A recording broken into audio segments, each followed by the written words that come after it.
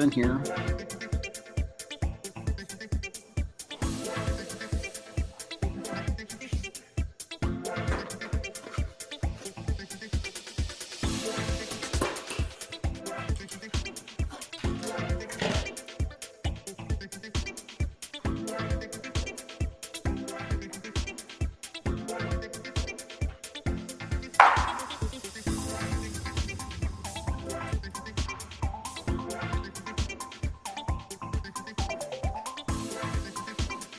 Ooh.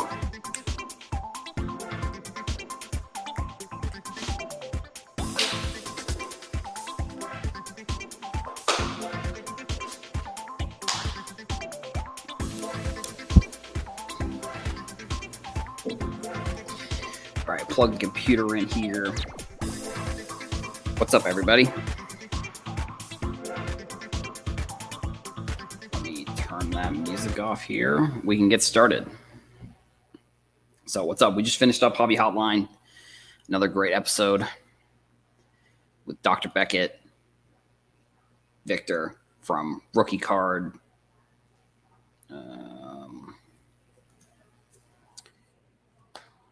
Let me make sure I have his name right in here.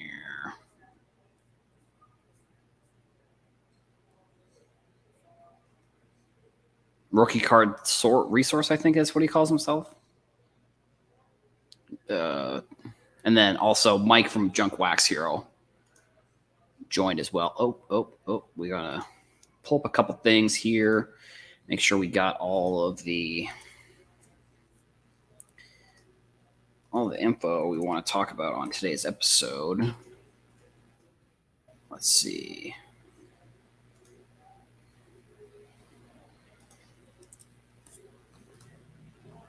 All right.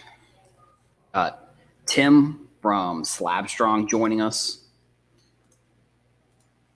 around 1 o'clock. Let's pull up the first topic.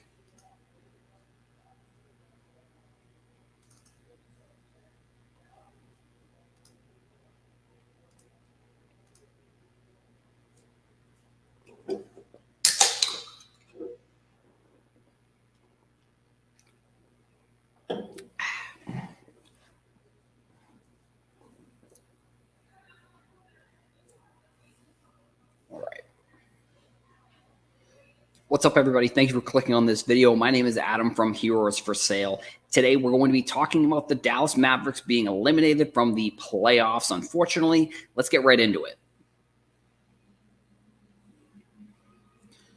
So, since the Kyrie Irving trade, as you can see here, they were the sixth seed in the West, and then they dropped to the 11th seed in just 3 weeks, which means they've been eliminated from the playoffs. I don't want to, it's not even really, I don't know. I don't like Kyrie Irving. And I think, as a Celtics fan, I saw he just he was a good player, but sort of didn't, I don't know. It's really weird because all the players seem to really like him. Like all the Celtics players, whenever they play Kyrie, they seem to always be very friendly with him. But he said that he was going to stay. And then when people asked him about it, he decided that he didn't want to stay. And so I'm assuming he's going to do the same thing here with the Mavericks. I don't know. The Mavericks, I'm not sure. I would imagine the GM probably gets fired this offseason, because it's going to be probably one of the worst trades, worst non-signings in Jalen Brunson, and then trading some of your good players and a first-round pick for Kyrie just for him to leave in the offseason. And from a card perspective, I think that it doesn't really affect Luka's cards that much. Kyrie is sort of in that weird conversation, not weird, but he's from that weird time period where I'm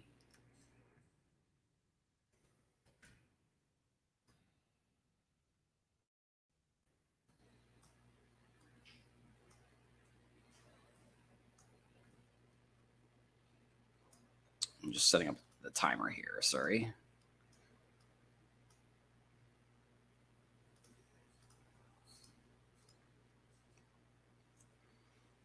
Kyrie is in that weird time period where Topps and Panini both weren't making cards or basketball cards. The licenses were still in sort of a weird flux spot.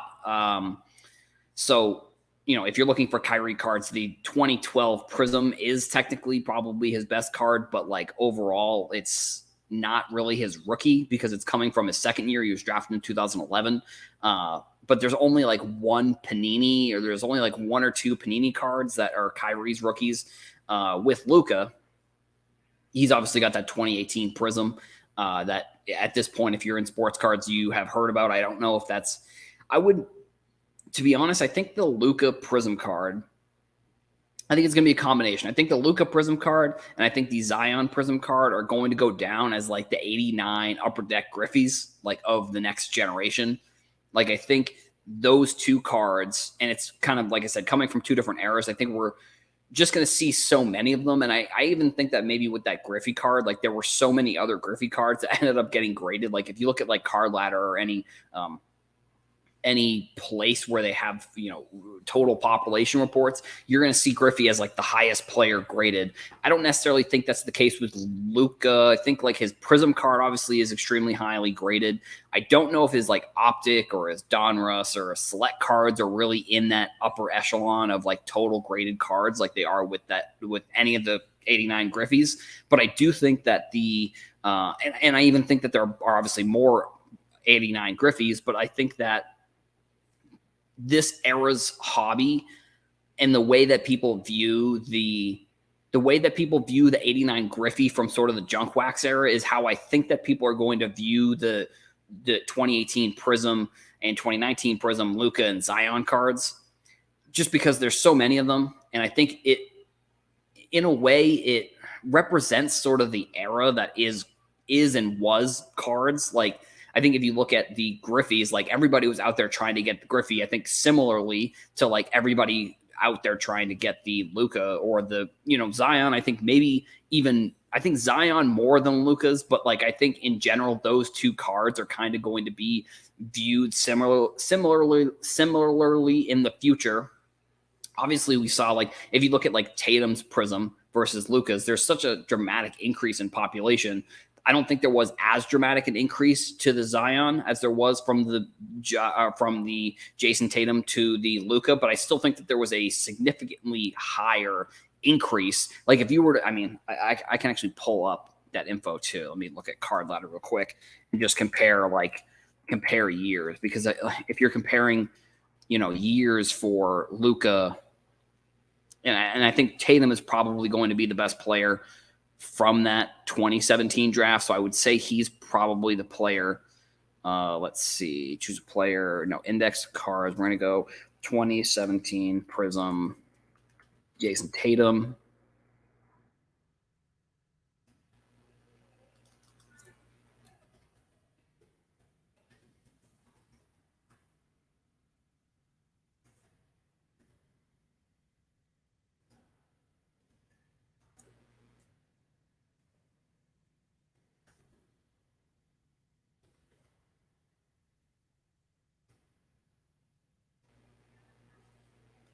Switch tabs here. Yeah, so like if you look at the populations here, the increase from Jason Tatum to Luka is more than doubled, almost tripled. Actually tripled, yeah, more than tripled. And then the increase from Luka to Zion, not exactly tripled, but if you look at pricing, also is kind of crazy here, which Zion maybe is in a different conversation where I think the Pelicans announced he's not going to be playing in the play-in game, and he would be doubtful for the playoffs, even if they make it past the play-in games. So, Zion, I don't know. There's something about that era. Like, I just think that this card, it's the same, but it's so different from like the 89 Griffey, like 1989 Upper Deck Griffey Jr.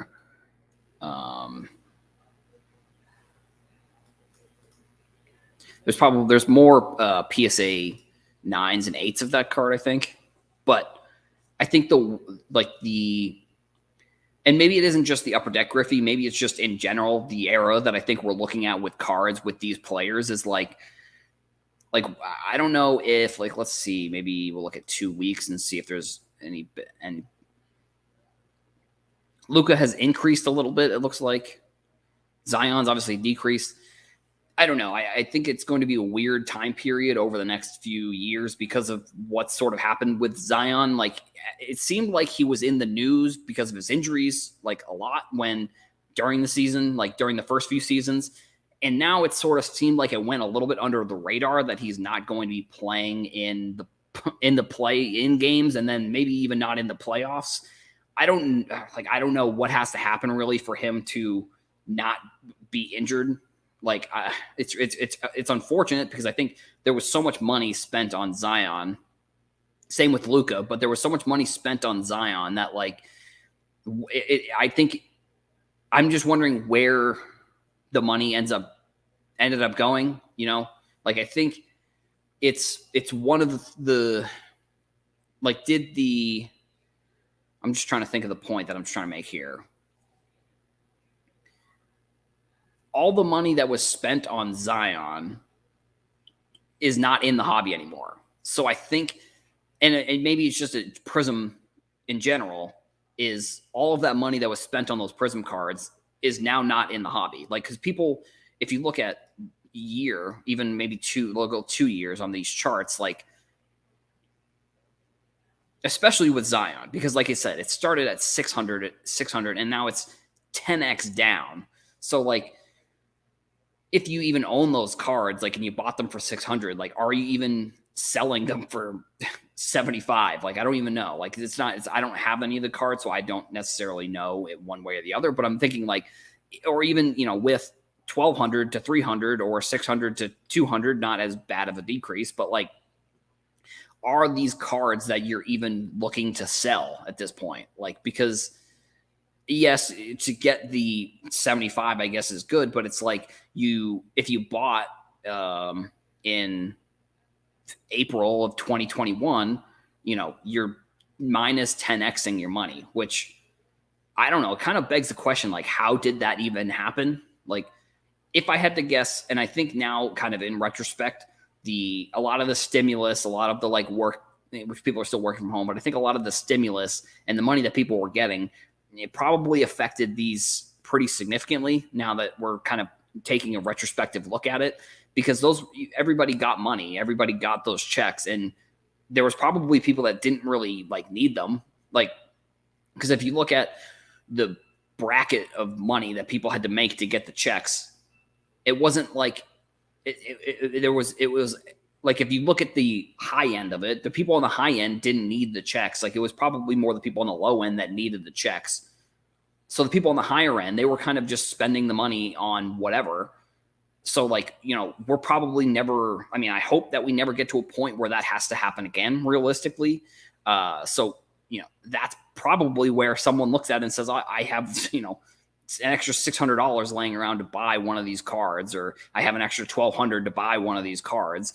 And then again, it's sort of similar to like the Jordan conversation, where I think the price went up, and then also the amount of people selling went up because pricing, people bought them low, selling high, typical, you know, stock information, whatever. But people wanted to sell because the price went up so significantly, and then more people wanted to sell. And granted, with like the Zion and the Lukas, like, I don't know what the population was at this, you know, 600 mark. I would imagine it was probably fairly similar. I mean, it was 2-ish years after the card had been released, so tons of people sent it to grading already. But I would also think like it probably was in like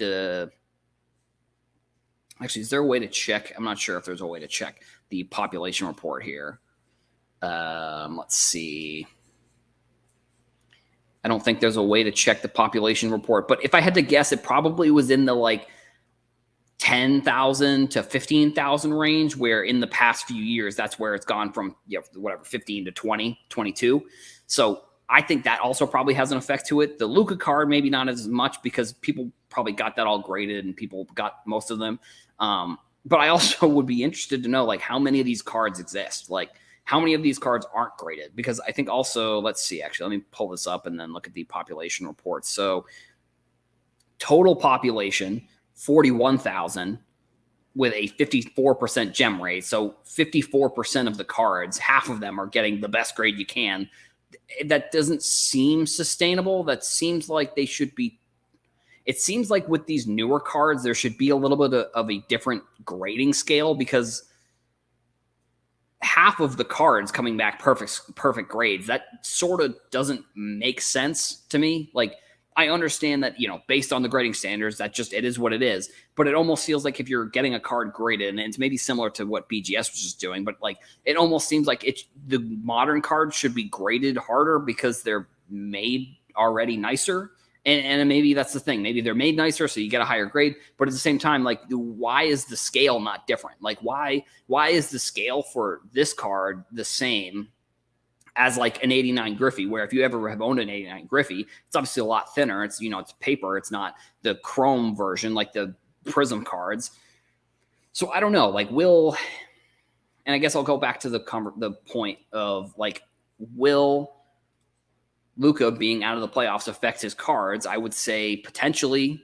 But at this point, like, I don't know. I think we're sort of past the point in sports cards where there is as much of a reactionary response to something like this.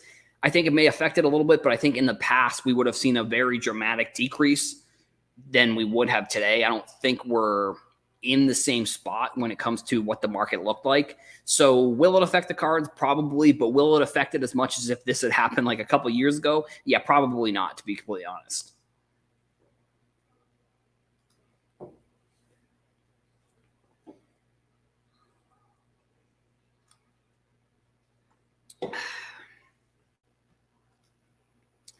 Stop here. We will move on to the next topic. Let's see, what else do we want to cover? Did I talk about this on the show the other day? Let me just take a look. I don't think I did. Let me just check my live statistics.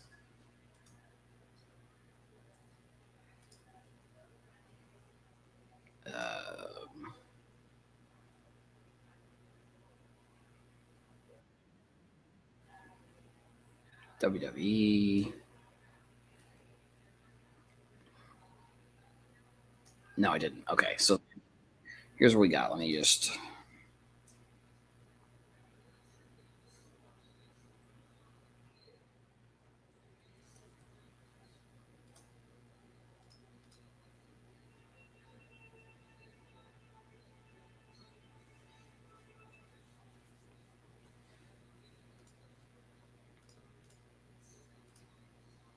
All right.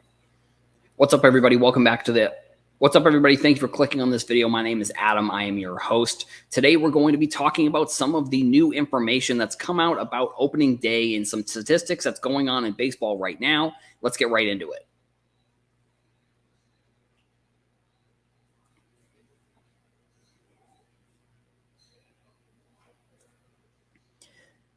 So this past week, Joe Papliano put out an interesting tweet. I'm going to read it here for you. The new MLB rules have led to a higher batting average, more stolen bases, also cutting down the downtime about 30 minutes. So 2022, the game times look like they ran about 3 hours and 9 minutes. And then 2023 so far looks like it's about 2 hours and 38 minutes. I've seen some reporting that it's gone up a couple minutes, but I think that's not exactly part of the point here, but more importantly, it's impacted viewership. MLB TV generated 172 million watch minutes on opening day. I think that may have to do with all the games being on at the same time. So I'm going to start from the bottom and kind of work my way up here. But I would say that probably has to do with all of the games going on at the same time, or not same time, but same day. Which, if I'm going to be honest here, like, I think that MLB needs to try and market their opening day the same way that the NCAA tournament does, where they have games all throughout the day and they're scattered and you can watch all of them on, like, whether it's ESPN, ESPN2, ABC. Like they need to figure out a way they can show every single game on opening day. I think that would be a great way to increase ratings, I guess. But I think it would be cool for baseball too, because it would put it on sort of like a national scale. I think a little bit more than what they're doing now. And then time of the game is down, which is really great. But then also batting average and stolen bases being up, which is, I mean, that's phenomenal as well. I'd say that probably has to do with the pitchers not having as much time to plan out what pitch they're going to throw. And then also with the pitch clock, you can kind of time how, like, you probably can time out when the pitcher's going to throw the pitch so you can steal base easier. And I think for cards, and when I think for the statistics here for just the game in general, I think what this probably does, I think it's going to be a good thing long term. I don't think anybody really honestly is complaining. Like I've seen some videos of people complaining at the games, but I think they might have just been trolling, to be completely honest. But like I think what the really good things here, in my opinion, is going to be that, like, I think with this tweet or with this info, I think it's going to elevate the level of superstars, because the superstars will have more plate appearances in a shorter amount of time. Like instead of there being like 30 minutes or an hour or however long in between each of Mike Trout's at bats, for example, there's only going to be, 20 minutes now. So it's cutting down the amount of time you have to wait for another player to get another at bat. And then I think for some of the like lower names, I think it helps too, because it's kind of the same thing, which it's kind of the same sort of concept where you're going to have to wait less time for those players to get up to bat. And then I think it's also going to lead into maybe more utility players. Like the stolen base thing, I think is very interesting, where, maybe earlier on in a game, you can bring in a player to, you can switch your, like if you are up or, you are playing and you have like an outfielder or something, or an infield, well, probably an outfielder, because like some outfielders are bigger, I guess, in some ways, like when it comes to like hitting. So like they get on first base, you can bring in your defensive outfielder and have him go to first and be the pinch runner. And then he just goes out in the field for the rest of the game because he's the defensive player, where maybe you don't need the hitter. So I don't know if that leads to less at bats for some of those players, but like if you are, if you're a Mike Trout or you're a Mookie Betts, like that means you're getting on base much, or that means you're going to be in the game quicker than you would be in the previous. Like I saw some crazy video over spring training that was like, it compared some pitch, like it was, I forget if it was during the playoffs or when it was, but it was like there was a whole inning that went by that because of the pitch clock, compared to there was one pitch of an at-bat in a previous game, which I don't know. It is changing the game in a way, I think positively, because you're getting more action on the field. And if it's increasing batting averages, obviously that's going to lead to more hits, which could be good for, some of the utility players, some of the lesser known names. They're going to be getting on base more. They're going to be hopefully stealing bases more. So it'll help people know the players better, which I guess in theory should help sports cards. Now, granted, we're sort of going into a different era, I think, with Fanatics compared to where we were with Topps, where, maybe some of the lesser names are getting more cards potentially, like, because it's kind of an interesting concept, because it's like you want all the rookies to get their rookie cards, but like if it's not a big name, like how many sets are you going to be including these rookies in? Like, are you going to include every rookie in every single set? Like for the NFL, they definitely don't do that, which NFL, MLB a little bit different, but like, are all of the rookies going to be included in every single set now, because there's more of a utility for those rookie players? Like if they weren't getting on the field previously, there's definitely more of a strategy to maybe get some of your faster players on base, get some of your faster players in the field a little bit differently. So are those the players that are going to affect cards, or is it going to affect the bigger names more, like the Mike Trouts, Mookie Bettses? I think it's probably a combination of both. Like I would look at the big names and I'd say it's going to affect them positively, because like I said before, you're going to get more appearances from those players in a shorter amount of time. So like somebody who wants to go to the game or wants to watch a game on TV and they're really only watching it for, I don't know, Mike Trout, or if your favorite player is somebody, maybe not Mike Trout, but maybe somebody more random, you're going to see them more often, so you're going to be less likely to turn off a game or leave a game early because you're going to be seeing that player much more frequently. And I think that's positive for cards. I think, but we'll see long term if it affects some of the superstars that are in the league now and maybe are getting towards a little bit closer to retirement than some of the younger players. Because for cards, I think at this point we sort of know what the landscape is. When it comes to like the Bowman Chrome, the tops. But I think with Fanatics taking over, there may be a little bit of a shift, to be completely honest, when it comes to the things that we're going to be interested in when it comes to cards. Because who knows, like, maybe there's a guy who is on a team that steals 100 bases or something like that. Like maybe that's his whole role now. And there probably was that role in the past, but maybe that's his whole role now. And then he becomes the stolen base guy, or like a Ricky. I think when I was on Hobby Hotline, somebody brought up the point of like Ricky Henderson, like how would he fare in this type of environment when it comes to, the new type of game? I guess, I don't know. It's kind of the conversation. It's like, how would LeBron do, or how would Jordan do if they played in the different eras? I think it's an interesting conversation to have. I think it's one that's, speculation. It's like it's always something that I think people will bring up. And I think the changing of the game now is going to, I can't think of anything really that would be negative other than like, if people like the longer game, like that would be one of the things. I think it's going to keep fans more engaged. Like maybe it leads to potentially more commercials, maybe, but like at the same time, like I don't know if that's the case. Like the time of game from start to finish, I think was something that like I think it's going to increase. I think it's going to increase popularity because you are not having to invest so much time in watching a game from start to finish nowadays compared to previously. And we'll see if there's a change in the pitch clock at all, and that adds time to the game. But I think, like I said, you have to invest less time to watch a game now, which I think is a positive for fans, because you're getting more of your favorite players on the field versus before. Like I said, you would have had to maybe wait a half hour, 45 minutes to see in between Mike Trout's at bats. Now you're seeing it a lot quicker. So I think it's positive, and I'm excited to see in the future how things progress, and if they can even bring it down a little bit more, maybe that's good. But I guess we'll see sort of in the future what ends up happening.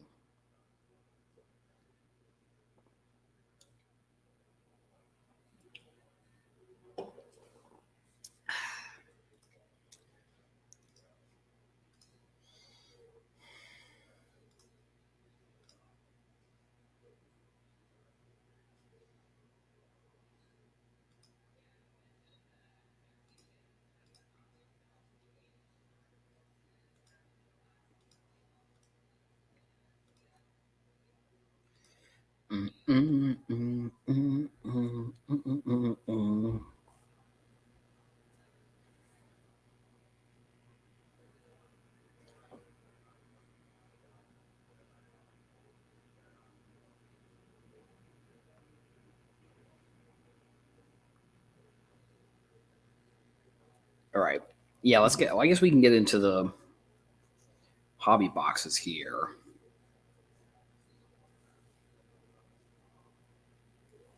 Let's just see.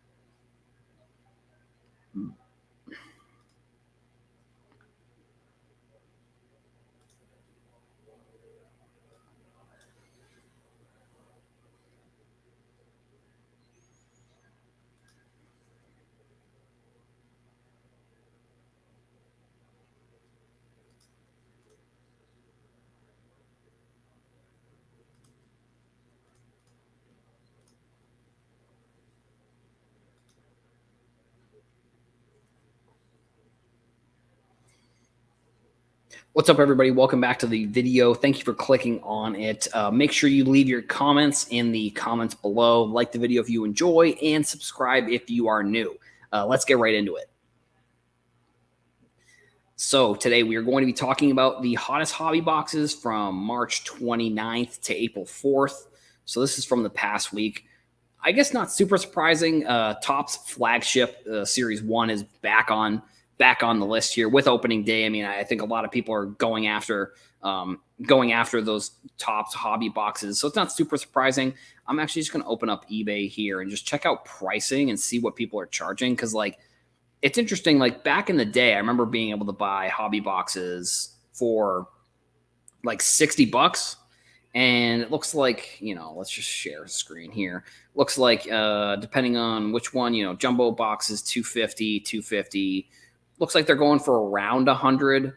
I do sort of wish they were back around that like 50 or 60 or $70 mark, because I don't know, in my opinion, just getting more sports card boxes in people's hands is the best. Is the best. And I'm sure you probably could have bought these actually from Topps, I would imagine, for that price. I'm not 100% sure off the top of my head, but like I think that if these boxes are not, I don't think they're $100 boxes. I'd say they're probably more like 50, 60, 65 to 70 maybe at the most. And I think if you can get the pricing of some of these flagship boxes down, you obviously get more cards into people's hands.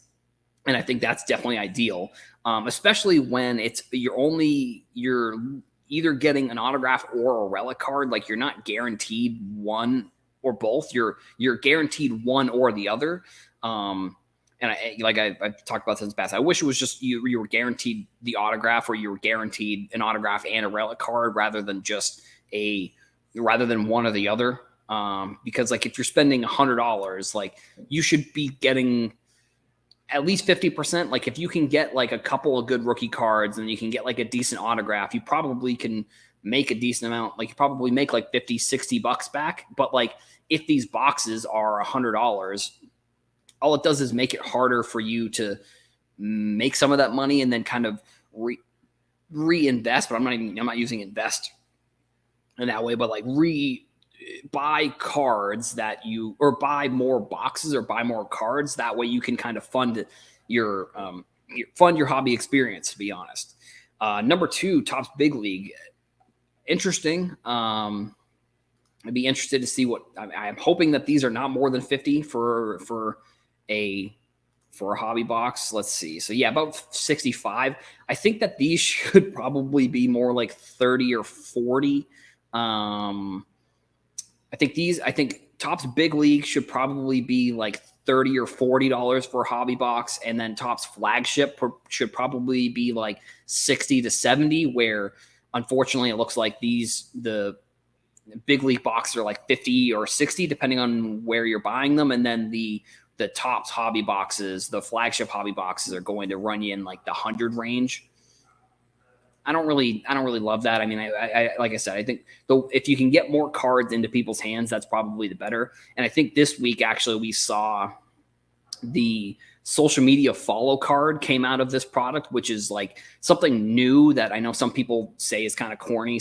Because I posted about it on Instagram and people didn't really like it, but at the same time, I don't know, like, I think it's a cool card. I don't know. I mean, I guess I wouldn't necessarily pay for it. Like I wouldn't pay the amount of money that it's probably going to sell for. Like I think it's 1 in every 36,000 packs. I'm not 100% sure who else is included. I would imagine it's probably like Mike Trout, Mookie Betts, probably Shohei Ohtani. It's probably a lot of it's probably Aaron Judge, definitely Julio Rodriguez, Ronald Acuna. It's actually probably these are probably some of the names that are included in that set. If I had to guess, like the Jacob deGrom, Aaron Judge, Mike Trout, Ronald Acuna, Mookie Betts, Julio Rodriguez. If I had to guess, those are probably the names of the players. Obviously, the other kind of big set that came out here was that influencer set. Again, some people didn't really like it, but I don't know. I think it's a cool set. I think Big League Baseball is like, it's supposed to be like a kid's product, but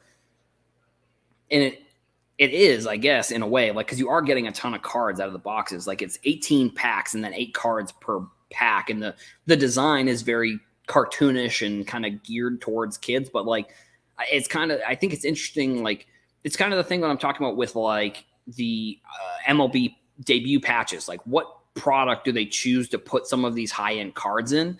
Do they choose to put the high end cards in lower end products, or do they choose to put them in higher end products?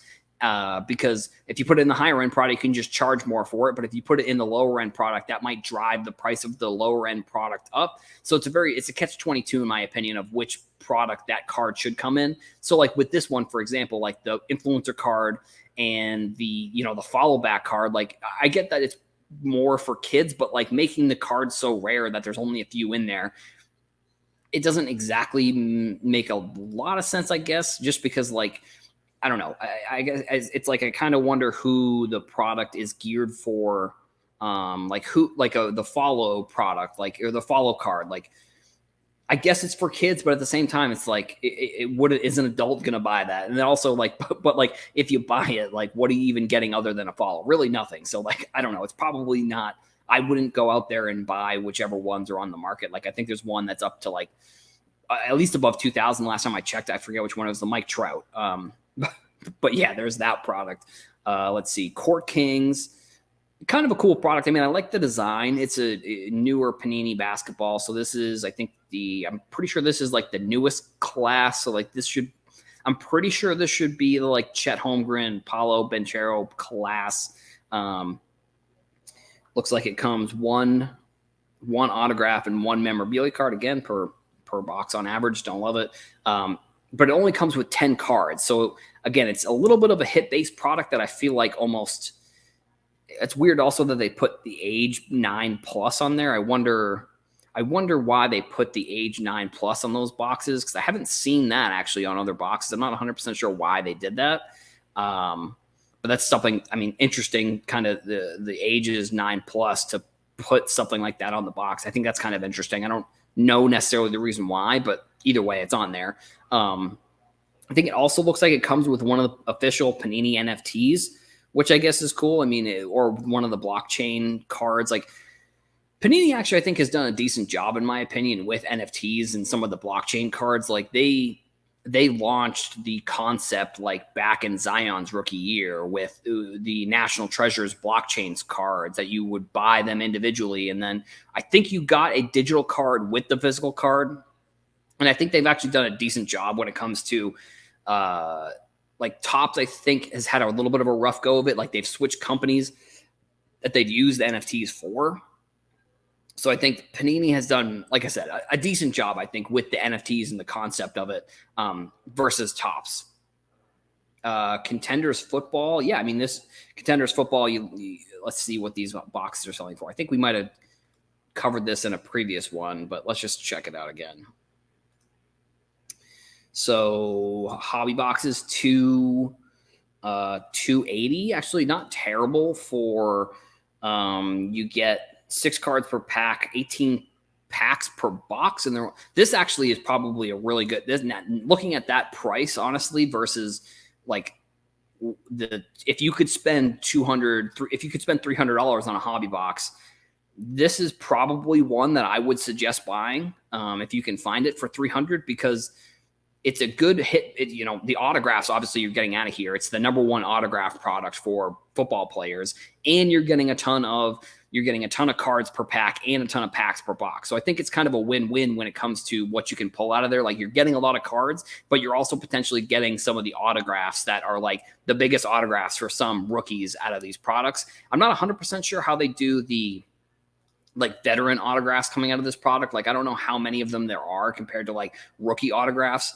It's the same sort of thing where I wish that it would be like of the 5 autographs, you get 1 rookie one, you get 2 veteran ones, you get 1 legend autograph or something along those lines. I wish it was just more specific on what types of autographs.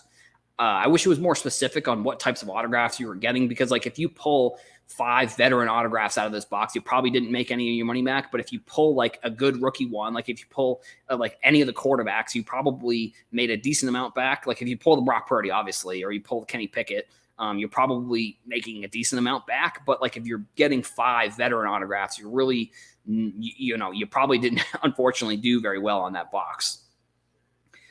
Gold labels dropped a little bit. Prism Soccer, Obsidian is still on that list. Prism Draft Basketball, Topps Update still on this list, still pretty impressive, probably because of opening day, to be completely honest.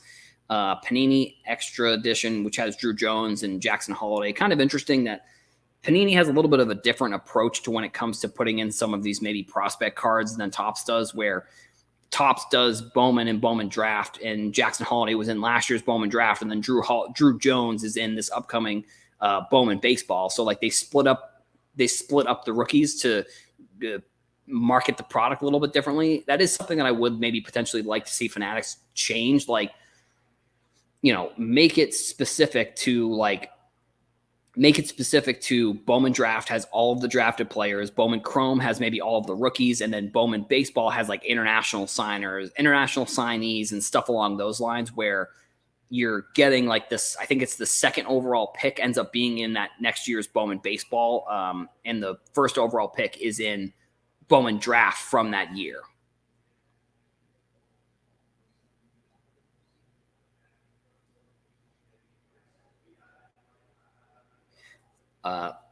Leaf Metal Baseball, Heritage still on this list. I think it's probably very baseball heavy, this list, because of opening day, if I had to guess. And then Star Wars Signature Series. I think this is a cool one. It's not, you're not really pulling anything super crazy, I would imagine, out of these types of boxes. Prism's still on the list, which is good, I guess, but it's pretty far down. Let's see if these box prices have changed at all since we have been talking about them. I doubt it.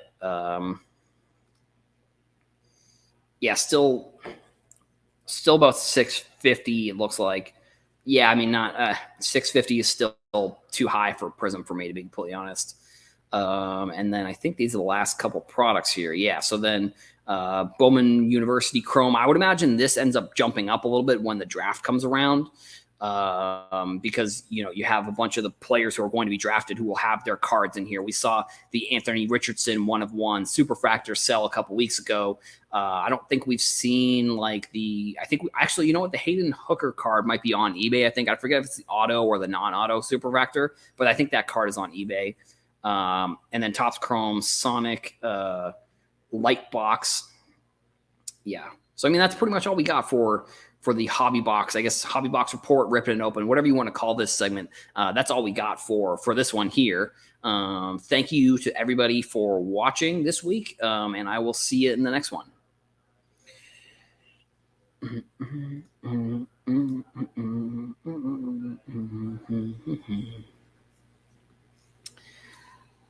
Let's see.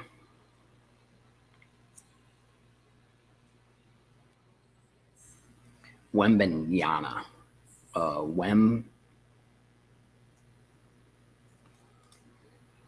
Let's stop this. We're actually going to get into one more topic, I think, before Tim jumps on here. What's up, everybody? Welcome back to the show. My name is Adam. I am your host. Thank you for clicking on this video. We are going to be talking about the Victor Wembanyama. I think that's how you pronounce his first name. So New York Times reposted an article from The Athletic about one of his trading cards. So let's get right into it. So like I said, this week, New York Times reposted an article from The Athletic, which I think The Athletic is owned by the New York Times. I'm not 100% sure there, but either way. So Victor Wembanyama is the consensus #1 pick in the upcoming NBA draft and is ticketed for stardom. He has one official trading card from Sports Illustrated for kids, and the market for it is exploding. I love the mainstream news articles that write about these, because they use that terminology. I think is very funny. So yeah, Victor Wembanyama, his card is basically his only card right now is coming out of the Sports Illustrated for Kids magazine that came out a couple. Let's see if they listed for hundreds of dollars. Yeah, like I said, it's not necessarily. Oh, this isn't the right one here. Actually, they do mention a couple interesting things. So they mentioned the Disney boxes in the article. Leaf produced top pickleball players. For those unfamiliar, Sports Illustrated for Kids perforated cards like Serena Williams. Actually, it's decent so far. Let's see where they talk about this card. 19 plays in France for the Metropolitan 92s and has no other cards available. There's checkbox number 2, which so January, February SI for kids. I was actually looking for this article, or I was looking for this Sports Illustrated for kids, but I couldn't find it. The eBay prices around 30 for the issue, retails at about $5.99 as aimed squarely for kids. Yeah, obviously, but I think we've seen sort of some of these whenever there's a opportunity for, and same with Caitlin Clark actually, because there was a Caitlin Clark Sports Illustrated for kids that came out probably like had to have been around the similar time, but like that ended up being her first card as well, which Caitlin Clark is going to be in this upcoming Bowman Chrome basketball. I don't know, like the news came out this week that Fanatics was going to be making boxes, or they were going to be making basketball cards coming up for this upcoming season. I would say that this is probably the main reason, in my opinion. So this is actually, it looks like the price of the card itself. So it was around, looks like 50. Now it's up to 180. I mean, it's interesting because we have a couple good prospects coming into American sports over the next few years, like Connor Bedard in hockey, and then Victor Wembanyama coming in for the NBA.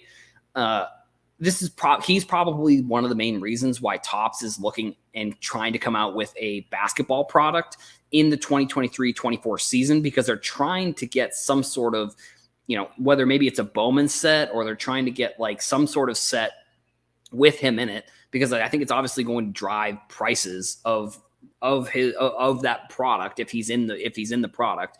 I do think overall, like if it comes down, if there's an unlicensed Topps Chrome rookie for him versus a licensed Prism rookie, I definitely see the Prism rookie being more valuable. And I'm wondering if Topps is trying to rush into basketball a little bit too quickly before they get the license. I don't know. I'm not 100% sure if they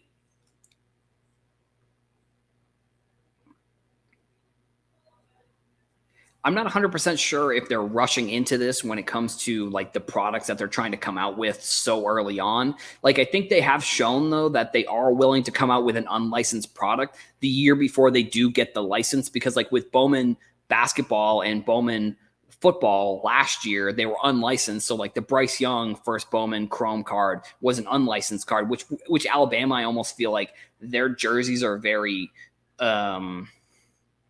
what are you going to call them? They're very plain. So like the logos and stuff, you aren't really photoshopping that too crazy of logos. Like with an NBA card, you're probably doing a little bit more photoshopping.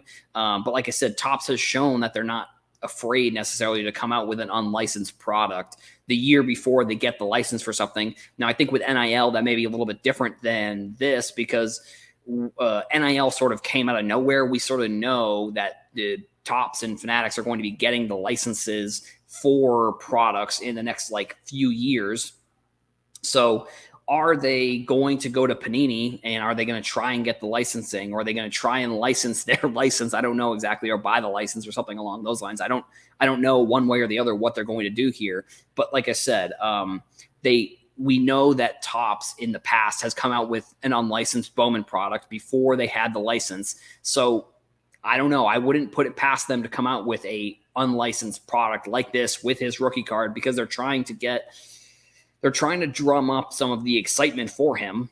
And it wouldn't surprise me if they go about it that way with this one, because like it seems sort of random that they announced that they're going to be coming out with a basketball product. Like it didn't. I don't know. It seems like that would have been something that they would have talked about at the industry conference. Like, it doesn't make sense to me that they would just have it they would just have Shams just announce it out of the blue, sort of, in a way.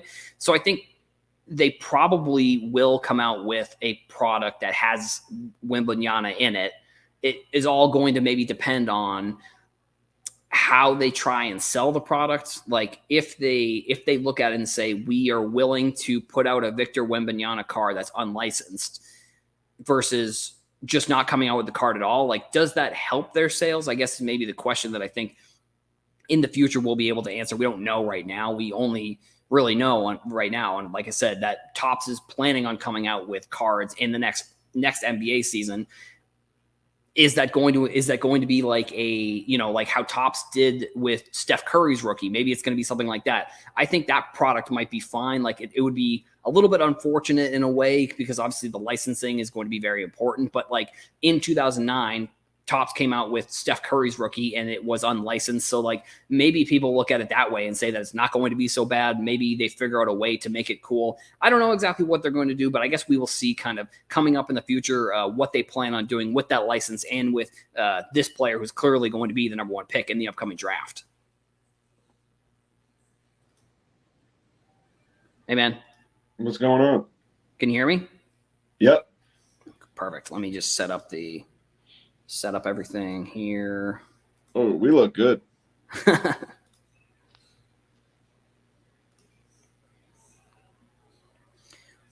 Alrighty, let me pull up the questions, make sure I got those. Do you have a hard out at all? I just want to make sure we don't run over if you do. No. Okay, cool. Let me just pull up the questions. Make sure I got everything. How's it going? Everything's good, man. Nice. A little bit rainy here. I'm down in Tennessee now. I moved down here from Providence. Oh, cool. Nice. A little rainy, but I'm in Atlanta. It's like a hurricane outside. Yeah, it's been wild. Yeah, I think that they're still playing the Masters. I think that they are kind of trying to get the weather in while they can, I guess. Unfortunately, like, it's been, you see that crazy, the tree fell down. Did you see that yesterday? So I haven't seen the picture of it yet, no, but I heard about it. It was like a monster tree. It was crazy. Like luckily they had been telling people to like leave early, like because they brought the players in and they were kind of like telling people to like scatter a little bit. And I mean, if that had not happened, like people would have been like crushed by the tree. It would have been crazy. So my third day in Tennessee, they didn't call it a tornado. Something came through here and knocked down probably about 100 trees around where I'm living. Next door, tree fell on the house. Nothing happened at my place, but it's been wild. That's good. Yeah. It's the weather. I feel like, I don't know. It's weird because like I'm also from, I'm from Massachusetts. So like the weather down here is just really like in Georgia, it can be weird at times. Oh, so you know what Rhode Island is? Yeah. Yeah, man. I always have to explain Rhode Island. If you're not like Northeast, they're like, yeah, we get it. You're from New York or Boston. And I get angry and I have to explain to them Providence. But yeah, it's nice. Yeah, I always went to, like when I first got my license, like you always just do this. You just drive places. Like I would drive from like, I'm originally from the Cape. So I would go from like the Cape to the Providence Mall. That's probably, unnecessary. Yeah, I know, right? That's completely unnecessary. As a 16, 17-year-old, it's like I just want to drive somewhere, so we're driving there. Which, granted, like middle of the summer, it's not always the best idea, but either way, that was always a road trip we would do because they have a Dave and Buster's at that mall, I think. So we would like go there for like the Dave and Buster's or whatever. I'm the best at the Dave and Buster's claw. I'll take home like 6 little stuffed animals. I got all the like the Patriots. Pennant band, like all that. Dollar, boop, put them out of business. All right, cool.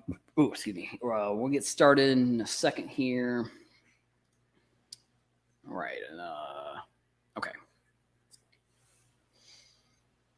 You can wait. How are my levels here? Just so I can check before the show. The sounds good. Yeah, you sound good to me. Okay, perfect. What's up, everybody? Welcome back to the show. My name is Adam. I am your host. On today's episode, we have another special guest. We have Tim from SlabStrong joining us, one of the hobby influencers coming out of Topps Big League. We'll get into that a little bit in the show. Tim, how are we doing today? I'm good, man. How are you? I'm doing well. Thank you for asking. It's funny because, obviously you got the big hat on there. When you first debuted the hat, I don't think it was something that was really super trendy, and then we saw like the Redskins players with one of the Redskins players with like Commanders, whatever, with the big hat, and then it's kind of become a little bit of a trend. Would you consider yourself a trendsetter when it comes to the big hat? Only So I'll say yes, but only to bug my guy Corey from Show Your Slabs. He loves the stuff that's going on for me. He's actually a big part of the reason why some of those things happen. The hat, even being on the card. Yeah, no, I say it just to bust people's balls, but even like the influencer thing is like, I collect Rhode Island stuff. You know what I mean? Like, I'm not. It's just weird to be called an influencer, right? Like, I want people to buy my product, and I want people to like enjoy and laugh at the videos I make. But it's not like the mind frame of like a Logan Paul type where you just want. I don't know. It's wild. Right. It's wild. Yeah, I talked to Aaron from SlabStrong, and he kind of had a similar sentiment when it came to the term like influencer. Like, I don't know. I mean, it's like at this point, if you're creating content on social media, you could be considered an influencer. So it's like, you know, and also even if you're just like a regular person, you're influencing people if you tell people you like a restaurant or whatever. So I don't know. It's, you know, the hobby kind of maybe is a little bit rubbed the wrong way when it comes to the influencer title. But, you know, I said, I think people take it a little bit too seriously at times. So, you know, like some people like it. Some people like being an influencer. Right. My thing was I have a product, so I want people to see the product more. And then, the big hat. So real quickly, what's interesting about that is, so Corey from Show Your Slabs, he sees a Shark Tank episode. He immediately like texts or calls me and is like, look, I'm going to get these hats. So like Corey got the hat for me. He's like, I'm going to get these hats. He said, I don't think I can pull it off, but I think you can, talking about me, right? So we go to the Mint Collective. He brings the hats. They were shipped to our guy out there. We get the hats within like 3 days of the episode going off. So they had big orders coming, right? But we got in contact with, Corey got in contact with Sean, who is one of the owners that was on Shark Tank. And so then I was on like 10 podcasts, one in South Korea. I went to a show 2 weeks later at the Shriners, and someone was like, I didn't wear the hat. And someone was like, where's the hat? 3 different people. And I was like, okay, I get it. It helps with the marketing. And then honestly, Corey and I still talk to those guys today. I went to Phoenix for the Top Conference and a couple Super Bowl events, and I toured their facility. Those guys have been absolutely great to us. And real quick fun fact, the hat that you see all the superstars wearing, there's 2 guys that are buying wholesale from Noggin Boss and putting their own patches. Noggin Boss actually got in trouble because they didn't have the licensing, but the funny part was people were buying their hats blank and then would put the Commanders logo. So when that guy says, this is my friend's company, he's actually not talking about original Noggin Boss. So, but those guys got amazing, they get amazing promotion, and they still deal with me. They'll send me free hats. And like, I'm like a minute part of this thing, but those guys are awesome. So shout out to Noggin Boss and Corey, and yeah, absolutely. So you are a creator, one of the creators of SlabStrong. So, you know, tell the audience what the company is, like what it is that you guys got going on. If you got anything new, you know, obviously tell us about that too. So I'm interested. We'll talk about the origins maybe a little bit later, but like, what is SlabStrong for people that may have not heard of it? Yeah, SlabStrong for me just started off as it just wanted something to accent the cards. So it wasn't even meant to be protection at first. And so, yeah, what it is a colored bumper. It's just a rubber. It goes around the card. Just think of it as like a phone case, right? You drop your phone. You don't want it to ding.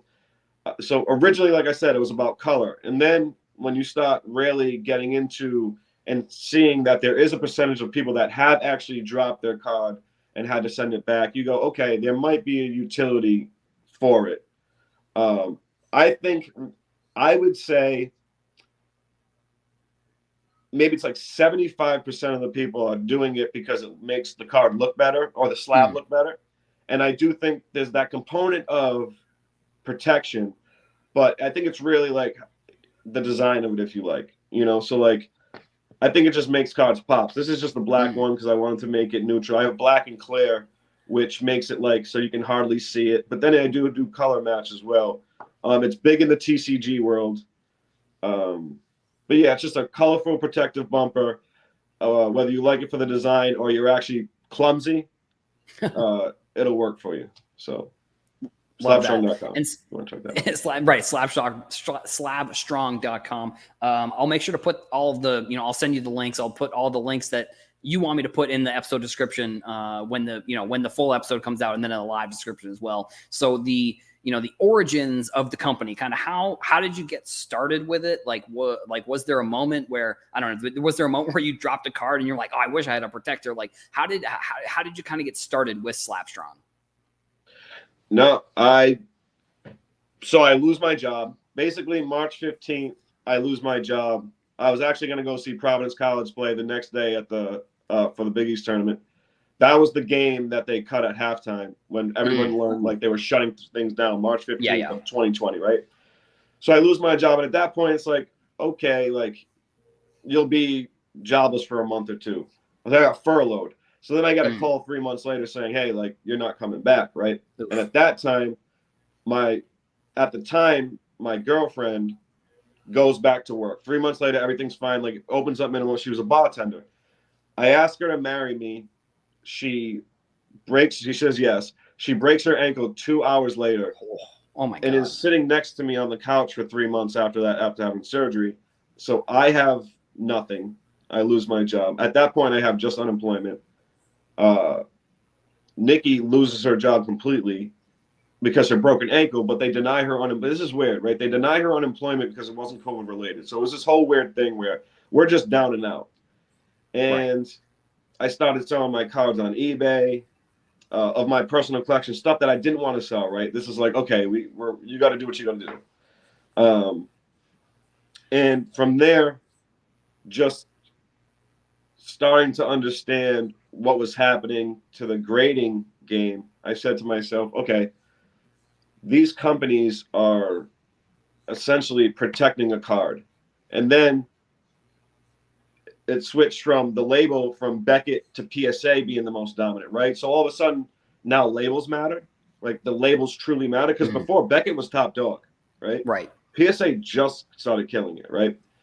So now you're like, okay, the labels matter, right? Of what company you're grading these cards. And we know that from all the grading companies that popped up, which I appreciate them because they have all been down with me. So I love any small business starting. But so what happens is I go, okay, if you break a PSA slab, one, you either got to deal with it. It's going to be harder to resell. Right? If it's your personal collection, you just want to deal with it, deal with it. If you can't resell it for the true price if you have a cracked slab, someone's going to discount, even if it's a 10, PSA 10, whatever, Jordan rookie. You have a cracked slab, someone's going to question it and not want the full price. Right. And then so at that point, you have to send it back in, spend more money. So I said, for $5 to $10, this is my whole time I'm thinking, for $5 to $10, if I can save someone 50 to 100 plus the stress of sending their card out plus time, then it works. Plus, maybe it'll just make the cards look cooler. So I took so I just had an idea at that point. But then all these things happened to it. So it's like, okay, it's time to, like, what do I have to lose? I have nothing to lose at this point. So with $800 to my name, I got a $200 3D printed like version of it. It wasn't right. It looked right, but it wasn't what it had to be. And end up getting injection molded.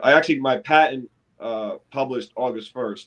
So I worked really hard, got a patent actually. So like I'm technically an inventor. I'd rather be an inventor than an influencer, put it that way. So if you Google whatever my real name, but yeah, it just came down to the fact, honestly, that I had a love for the cards. I wanted to make them look better. It just so happens by doing that, it helped protect them. I had like 5 different names at first. SlabStrong is what I chose. And you just kind of, I have had a lot of people help me along the way, right? So it's like, none of this just happened, but I always tell people, it's like, you can't be afraid of the word no, but you really just got to ask, like, don't even take no the first time. I met such good friends that are like what I would consider big time in the hobby, right? Like, so I got an investment from Jeff Wilson, another person on the influencer card. But I got my third day in business. I went to the Dallas Card Show, like literally my third day. I sold 200 pieces to PSA straight to, I probably shouldn't say the name, but straight to PSA. Right. I threw my product at Jeff Wilson. He ended up telling me to email him, and we make a deal months later. but Ryan Johnson put me on his YouTube.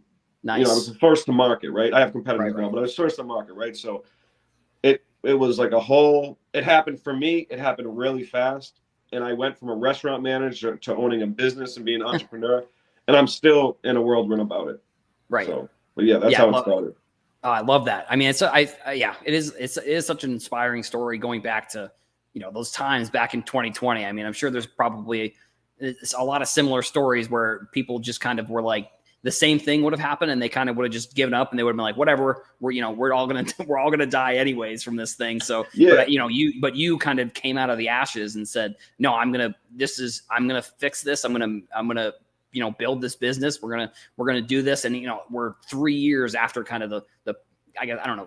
Some people might say the pandemic's still going on, but we're 3 years sort of past the initial date of when it happened. So, I mean, like I said, that's it. You know, I'm glad, obviously, because, you know, we get to have these phenomenal conversations today. So yeah, I mean, really, really inspiring. Yeah, and even without the pandemic, right? I wish I had learned this earlier. Yeah. No good. I wish I had learned this earlier. Like, I was 38 when I had the idea. I'm 40 years old now, right? Don't let the big hat fool you. I'm still a kid at heart, but I'm 40 years old. Like just don't give up. And I've been younger, depressed, like all that, right? You go through everything, moved around a lot. Just like don't give up. But the pandemic kicked me in the butt, right? That's what made it happen. But if you can learn that young, like, hey, you got time, and you try not to be like Gary Vee, right? When you say this, but it's like, it's true though. Like you really think to yourself, like, you're not. And I always wanted to be something, do something, but I never had that foot in the door idea, and it took till 38. But I'm young at heart, so you know what I mean. So yeah, I tell people, like, the pandemic kicked me in the butt. Right. If people could just realize, like, you can pretty much do everything. Let's not fool people, right? You can't do anything, right? But you can pretty much do anything. Right. Yeah, I love that. And so for you, when it comes from a card perspective, did you grow up collecting, like, or was it something that you kind of came into a little bit later on in life? Like, I'm interested for your story about that. Yeah. So, me and my had a little bit of a tumultuous, like, because I used to go caddying as a kid. It was something I didn't like. So my escape was, I used to go to the caddy pit. If anyone out there have a caddy, I used to go to the caddy pit 6 o'clock in the morning, have my bagel. I'd make that money. I'd get on my bike and I'd go to Wexler's Rare Coin or American Rare Coin, and which was card shops at that time. They had coins. Everyone's always had coins. Coins have always been huge. Right. Yeah. I used to go buy my, for Christmas, I got the hobby box of the 1990 Flair. The next Christmas, 91. The Upper Deck, right? My father gave me Dominique Wilkins rookie when I was 10. Like I've always, my memory usually goes around the age of 10 because that's when I started making my own money caddying. But I remember opening product, like in 1990, I would have been 8, right? So I remember that, but I just, the age is right. So yeah, I've always collected. Luckily, I'm around a lot in my life. Like, I moved out of my parents' house as soon as I graduated high school, moved around the country a lot, couple crazy situations, but my parents never moved, and they've never had, like, a, knock on wood, they didn't have a fire, right? So I have my collection. I still I have it around me right here. Like, I'm sitting around like cards right now that I've had as a kid. Like, these are like my shacks, right? I've had these forever. That's the 96, 97. So I got lucky in that sense, because I know there's a lot of stories where you lose your cards. And then, since moved around a lot, I'd randomly buy a pack. It's not like it is now, right? I'd randomly buy a pack. I was the guy, like, I walked by the Target aisles when they had cards, the Giannis rookie year, right? That I was that guy, right? When the shelves were stocked. But I was just moving around a lot. I couldn't have things, right? I couldn't bring a lot of stuff with me. But, like, luckily, my whole collection from a kid is still there. So yeah, I've always. Oh, and then I still would buy on eBay, right? So right. I collect anything Rhode Island related, card wise, and some memorabilia, but card wise. And there's like a lot of stuff. So yeah, I always like bought the Tyson Wheelers and the Catino Mobleys, the Lamar Odom stuff, and like try to get those refracted. Good stuff, right? And there's a lot more players on it. But yeah, buying packs like it is now, no, I stopped doing that probably 2004, like, and I couldn't afford Exquisite, right? So, but like 2004 or 5, I kind of stopped going to the card shops. Mm-hmm. And then it wasn't until about well, I was still buying on eBay, but like it wasn't until about probably 3 years ago, right? Like the pandemic probably, yeah, it was probably the pandemic that really, I started doing it in the breaks. I never bought into a break into the pandemic, but yeah, I've always bought cards and always will, yeah. So is there like a moment or a card that you remember either from your childhood or, you know, when you got back into it that really kind of sparked your desire to collect?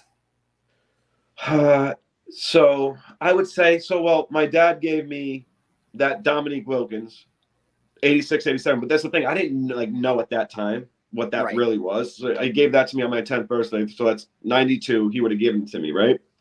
But I didn't know, like, okay, like I wish I would have known, because if I look back at the, and also I had the Beckett's, right? So I still have my first Beckett, my like legit first Beckett, the Jordan cover.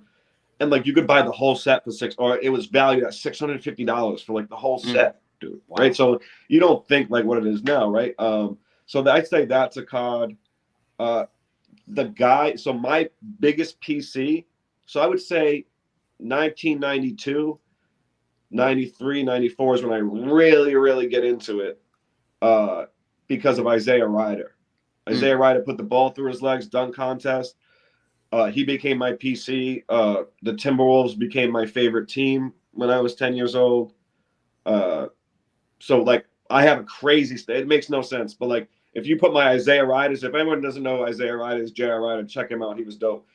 My stack of Isaiah Riders is way bigger than my Jordans and Shaqs. My Jordans and Shaqs is big, but yeah, dude. So I would say Isaiah Ryder cards, and my brother and father.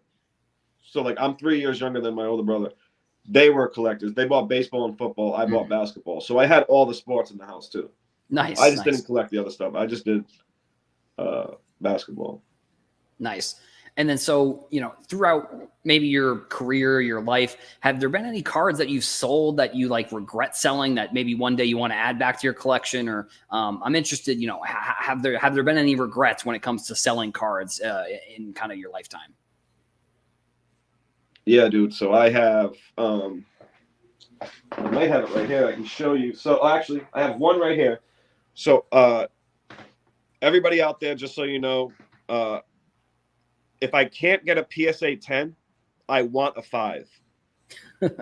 Okay, so 5 is my favorite number. So when I show you all my PSA 5 collection, keep in mind, I like the 5s. Okay, like it's gotcha.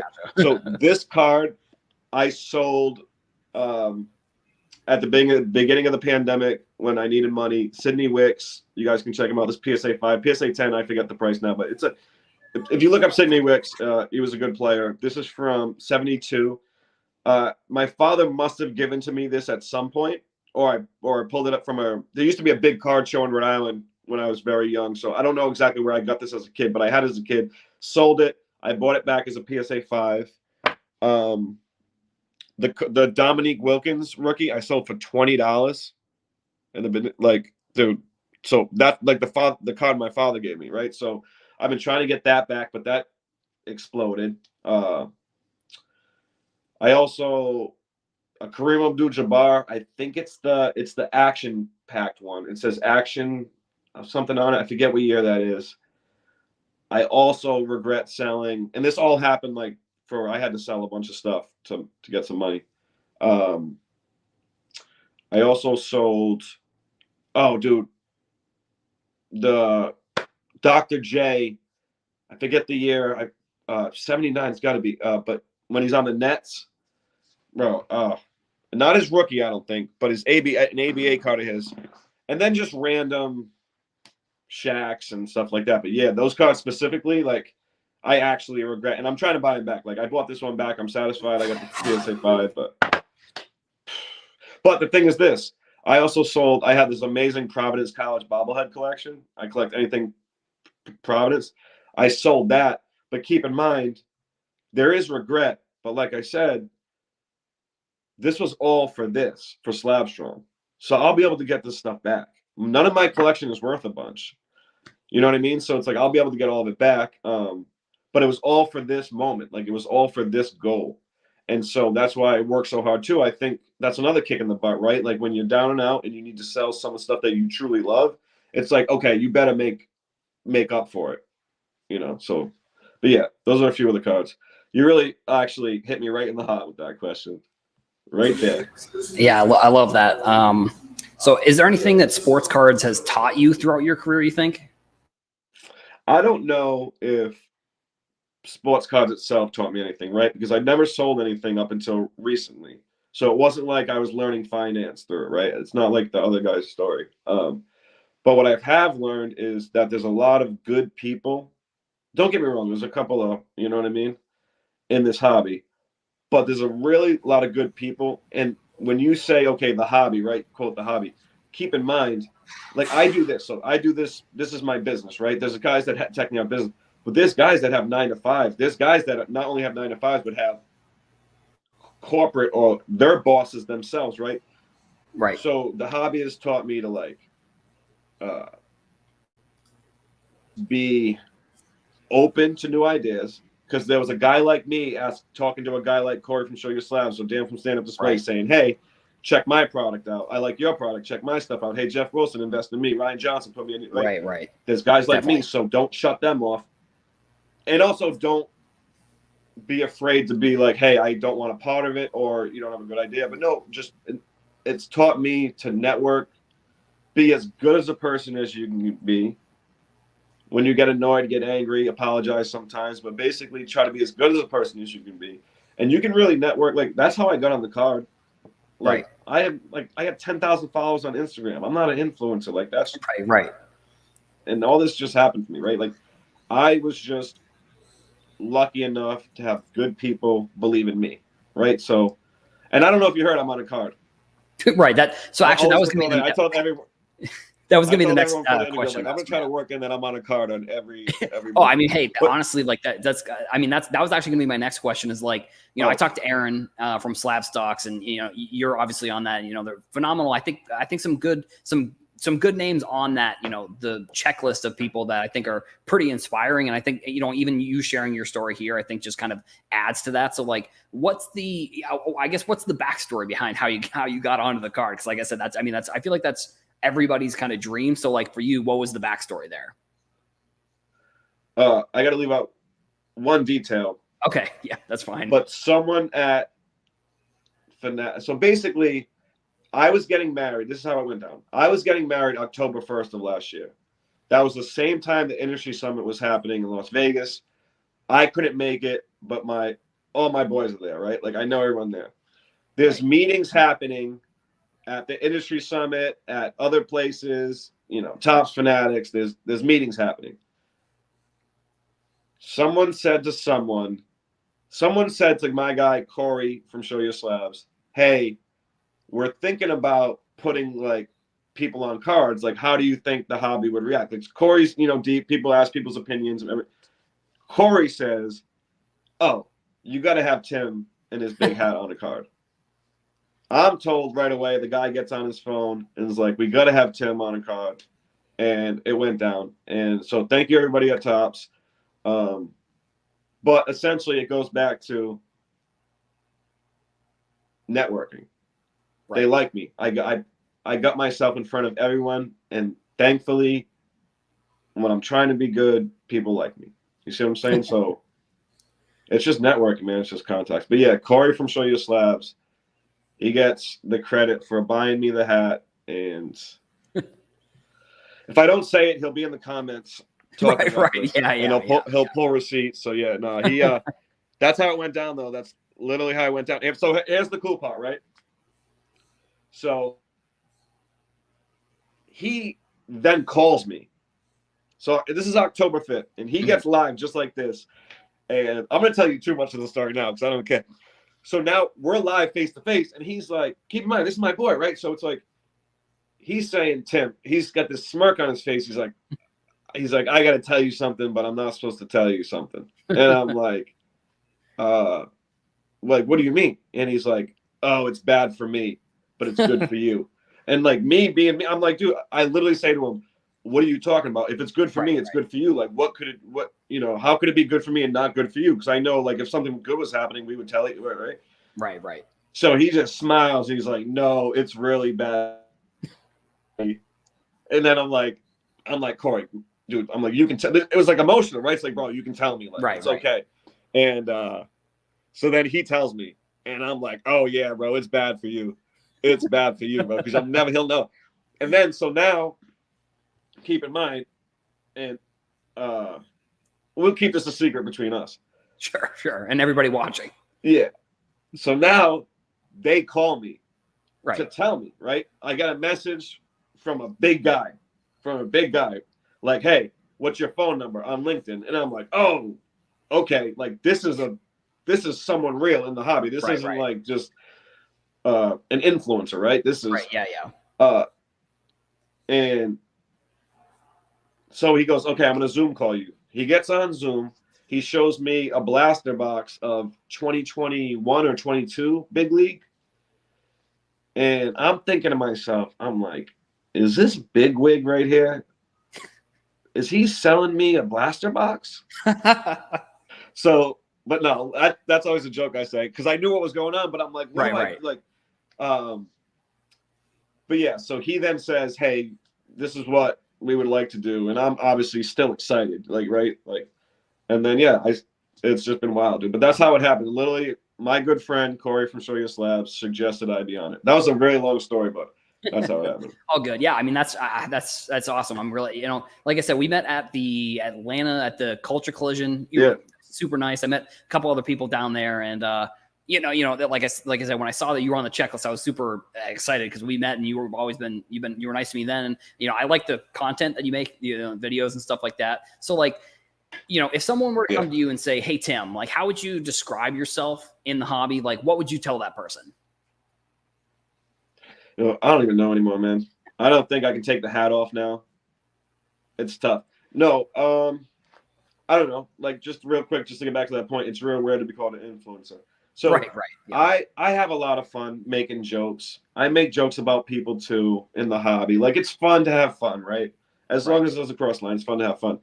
But no, who I am, I don't know, man. I collect Rhode Island stuff. I'm real prideful of my state. Like, it just, I don't know. There's not a lot of guys. Not that people can't make it out of Rhode Island, right? It's not like that, right? You can make it out of Rhode Island. But I'm saying, like, not, like, I don't know. It's just like not a lot of people are boisterous about it necessarily, and I want to be, and I've always been, ever since I was young too. So I think that's cool. I also am real prideful of the city I come from, which is East Providence. So if you look at the back of the card, it says the truest of townie. That's a shout out to basically my high school and my back home. You know what I mean? I like to, if I can, help as much as I can with other people's businesses. Just because I know they've helped me, and it's mutual, right? And it's done off love, right? It's not a lot of money necessarily, right? It's a lot of just like, hey, we a lot of guys have supported me from the beginning, so I try to do what I can. And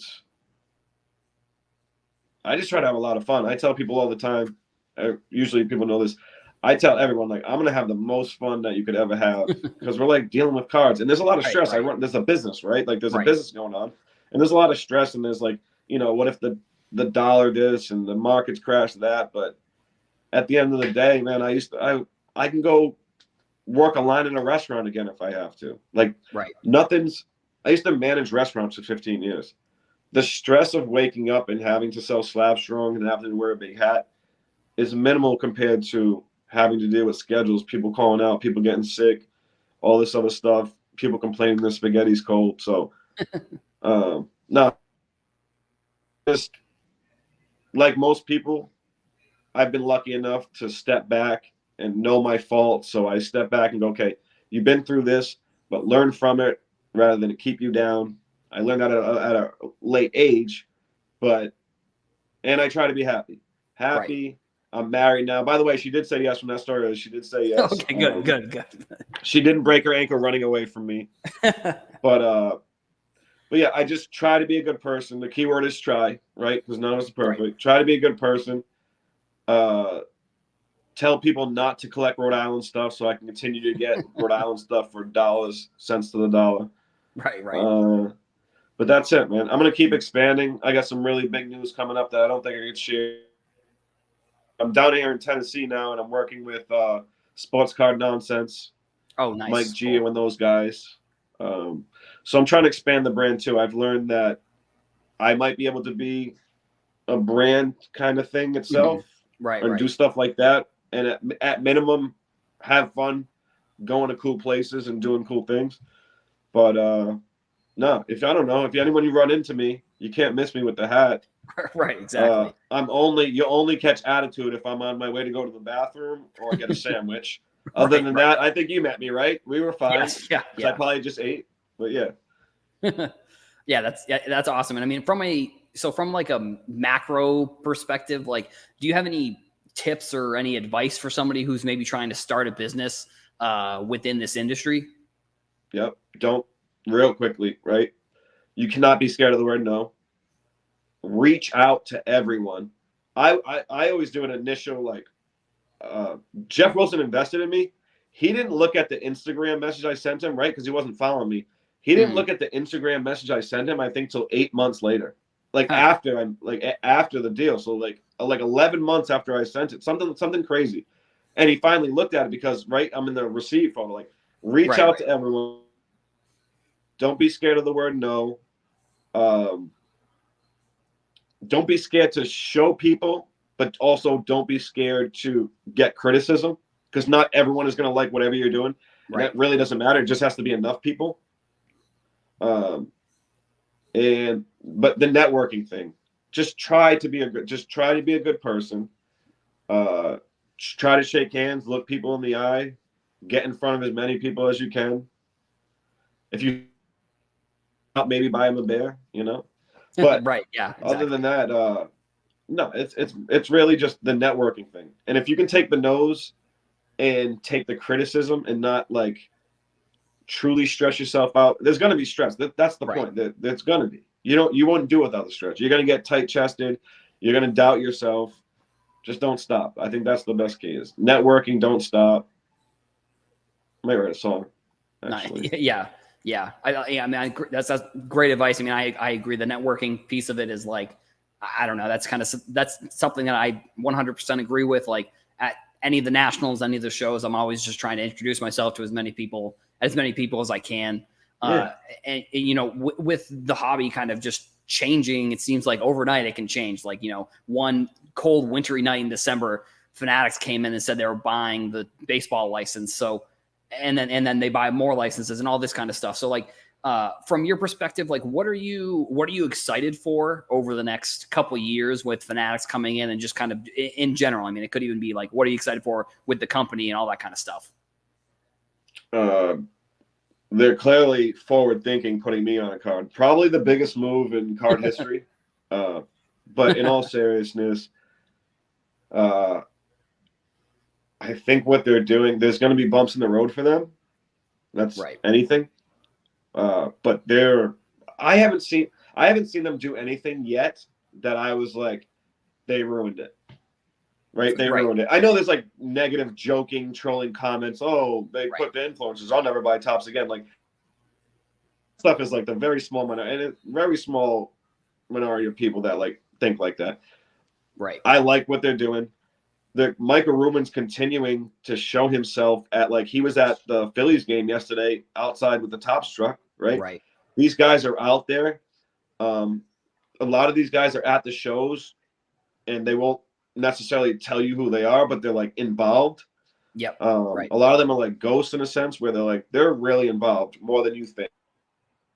And like these executives are true collectors. The ones that I know, like these guys are actually really enjoy and want to see things change. And I'm excited so I was listening the whole Wemby thing. I just need a logo on this jersey. As long as there's a logo on the Wemby jersey, I'm fine. Right? So whatever happens, happens. But I don't know what that announcement is coming up. But all I know is whatever it is, still Q4 2025, they get football. First quarter 2026, they get basketball. So 2025 doesn't matter. Like whatever this one coming up is, cool. But I'm excited for like if and when Top Chromes come back. Yeah, those refractors, come on. Yeah, they're gonna be some get good out of cards. Here, you know. So I have a sort of a new segment that I've been trying out. It's a little bit of a role play here. Hey, dope. What's up, Tim? It's me, Michael Rubin, the CEO of Fanatics. Thank you for coming on the show today. I really enjoyed. I have a couple of your cards. I really, congratulations on being on that card. Obviously, I'm the CEO of Fanatics here, so I'm wondering, do you have any tips for me, or do you have any business ideas that I can implement over the next couple of years? Yeah, number one, hire me and give me a giant salary. How you doing, Mike? Second of all, give Daps a +1. Invite me on the private jet, Daps. But honestly, I've had this question from an actual job as hiring me as a manager, and this company was a multi-million-dollar company. And the true answer to this would be keep doing what you're doing, because clearly I am generally enjoying every move that's being made. So my advice would be keep doing what you're doing. Keep getting these licensing so we can see Chrome everything. But invest in new machines, the cutting machines that cut cards, the top-notch ones. Oh, thank you so much. I'll go back to the people that I know, and obviously I'm the CEO, so I'm the one making the decision. So I'll go back and see what they have to say. Thank you, Michael. Thank you, Michael, for coming on the show. I'm trying to manifest him as a guest. Trying to manifest him as a guest, I suppose. But yeah, I agree. I mean, I think that the production, that's I think because we've seen with like Panini, unfortunately, with the amount of products that they're coming out with, the QC is sort of decreased a little bit, unfortunately, like with Prism and some of their higher end products, like even with like National Treasures, we're seeing that. So I definitely agree with you when it comes to the quality of the cards. I think that's, for a lot of collectors, I think quality, like, and it maybe even comes down to grading as well, is like super important. So I think it will be interesting to see sort of when Fanatics comes in, I'll be interested, like you were saying, I'll be interested to see what their first steps are when they get into basketball and football, and like, if like, what that first product comes out in, and like how big it is, to be completely honest. I'm really excited for those. Yeah, I don't mind. So this is the thing, right? Normally you don't like monopolies, but I'm fine with it so far. I think they're doing everything right. I don't know what else they could do more. And I'm sure they're doing more. I know they're doing more, right? Like the Fanatics breaking, but even having the crutch of Fanatics betting, like not talking about cards, even the company is going to be a stronger company regardless of what happens with cards. So I just think I think they're telling the truth when Ruben's telling the truth, when the top guys at Topps, Fanatics, even Upper Deck, right? Even all these other companies, I think they mean it. I think they really enjoy the cards, and they want to collect dope stuff just like we do. But yeah, that's Yeah, I agree with that. So I got a couple other questions for you before I let you go here. So I know you talked about like some of the PSA 5s you have in your collections. Do you have like one card that you look at and say like, this is the card that means the most to me, like in my collection? Or are you still sort of chasing that card? So I'll show you. Yeah, I got two right here that let me see if I have.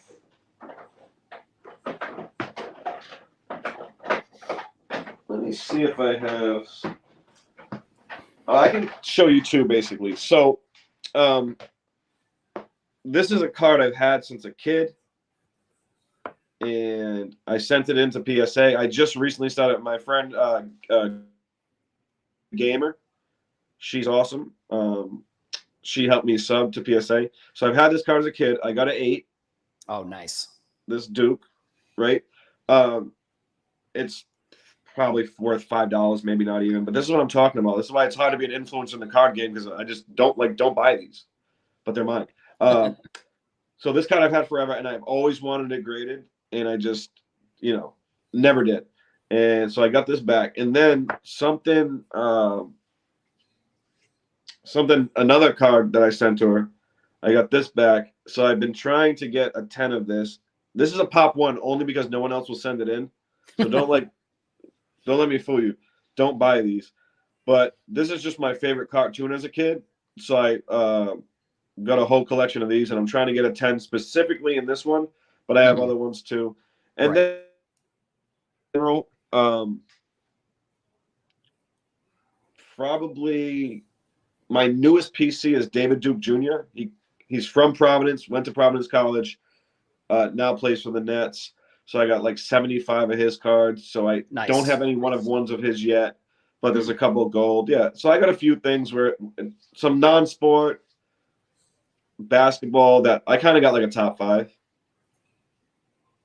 Nice. Yeah. I mean, I'm always I like how whenever I ask that question, everybody has like a completely different answer. And it's just like, it's always fun to see that everybody kind of has different interests within the hobby. Like, and you know, like people, I think it's fun to like learn about these new cards and like learn about all these new sets. And it's always just interesting to me that like everybody has like a different answer. And I think that's sort of kind of one of the cool parts about sports cards in general is that like, there's no one size fits all way to do it. Like, I think you can do it however you want and it doesn't matter. So I think that's really cool. So my last question actually I have here before I let you go is what would you say is your dream card? Well, I want the Jordan rookie. I want the Mantle rookie, whatever. Okay, like, whatever. I can get over it. I'm not spending that kind of money. So this dream cards, right? I would say there's a 1-of-1 gold vinyl from Optic, David Duke Jr., that I lost on eBay for $255, which is the most I would ever. No card of his is worth over $100. It's ridiculous. The guy the next day reposted it for $1,250. Oof. And then over like a year span, it went down to $650. So I want that card, but I'm not paying this. Right. Then I don't even know what it would be, but whatever. Oh, I'm sorry. The foil Chipper Jones in a 10. You know the Jeter one, the foil that everyone goes after? Yeah. Chipper Jones is my favorite. I don't even know if I have it around me, but Chipper Jones is my actual favorite player athlete of all time. So that's my big PC. But David Duke Jr., Chipper Jones, one of their big cards. Nice. I or love this that. in a 10. The 10. Yeah, you were looking for the 10 for that one. Now, would you, if it ever comes? Well, so you're checking the? Are you checking the pop reports for that one? For what? This? No, I'm the only one who sent these in. No. Well, maybe now because I'm an influencer. Oh, I promise you, there's going to be a troll out there that just sends one of these in just to do it. I'll buy it though if it gets a 10, just so you know. Right? Yeah. Right. I love that. Yeah. So, like I said, thank you so much for coming on. I really, great conversation. I really appreciate you taking the time. Let the audience know where they can find you, what you got going on, and just kind of let them know anything that you want to let them know before we wrap things up here. Yeah. So if you want to buy the product, it's SlabStrong.com. But you can also, just SlabStrong on Facebook, on Instagram. My personal account, which I also sell from, is Slab_strong. The only person I'm not SlabStrong is SlabStrong UK, but that's my friend in my European distribution.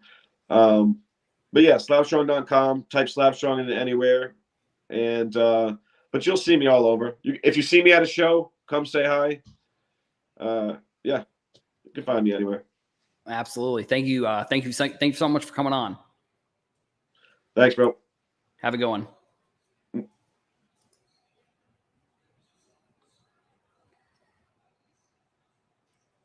Another phenomenal. Yeah, Tim's really cool. I met him at the Atlanta show, probably a month or two ago. Super nice. I met him. Actually, it's funny because I met him and Mama Breaks at that show, and then they're in the set, so that's really cool. I actually will be right back. I'm going to use the bathroom.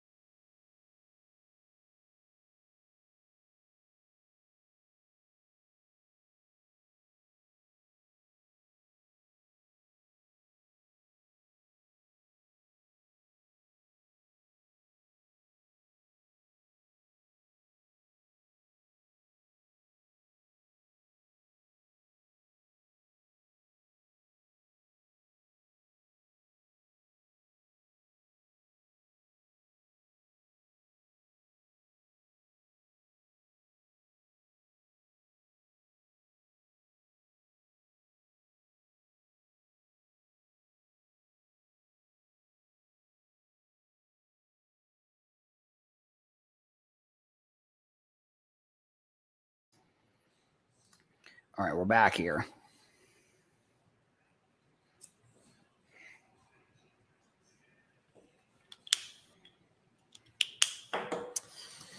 All right, I think actually I'm going to wrap things up here for the live stream today. Thank you for everybody watching. YouTube videos, all that kind of stuff. Make sure you go subscribe. Thank you all. See you in the next one.